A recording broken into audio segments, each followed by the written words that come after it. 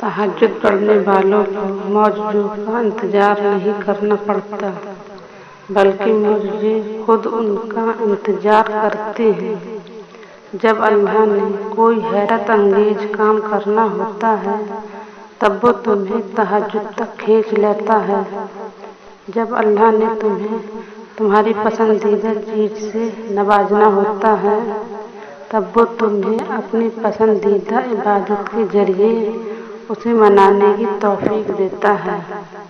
और जो उसकी मनचाही इबादत कज़ा नहीं करता, फिर अल्लाह भी उसकी मनचाही मोहब्बत उसे देने में देर नहीं करता। तहज्जुद का सिला सिर्फ और सिर्फ कुन है। तहज्जुद की ताकतों के सामने कोई भी चीज़ टिक नहीं सकती, तुम्हारा मुकद्दर भी नहीं। यही खास बात है इस नमाज की कि ये हारती नहीं है, ना ही रुकावटों के सामने डगमगाती है।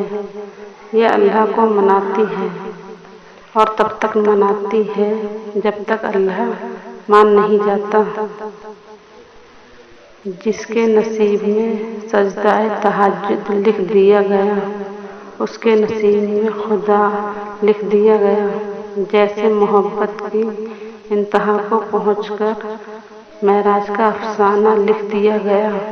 कोई इन रंग बिरंगी रौनकों में ही उम्र भर गाफिल रहा और किसी के हिस्से में खुदा से गुफ्तगू के लिए वीराना लिख दिया गया।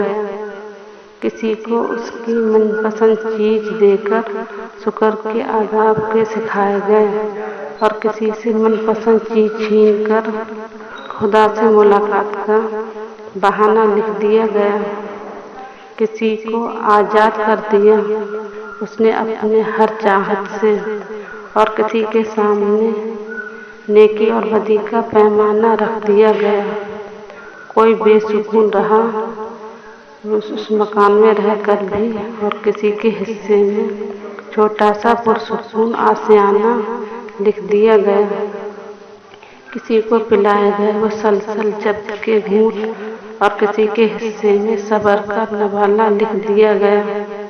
कोई महरूम ही रहा उसकी मोहब्बत को महसूस करने से और किसी के हिस्से में उसका साथ दोस्ताना लिख दिया गया। सारे दिन तो सबके लिए बुरे नहीं होते। कभी रो दिए हालात वक्त पर और कभी मुकद्दर मुस्कुराना लिख दिया गया। ये तो तकसीम है उसकी। कोई मुजरिम ठहरा, कोई मसलूम। किसी के हक में गिरना हो गया लाजिम और किसी के हिस्से में गिराना लिख दिया गया। जो बार बार पुकारता है उसे उसके पुकारने पर रश्क करता है वो। कोई जरा सी देर पर हो गया मायूस और किसी के हिस्से में बार बार सर को झुकाना लिख दिया गया। किसी को 4 कदम के फासले पर मिल गया और किसी के नसीब में लंबा सफ़र लिख दिया गया।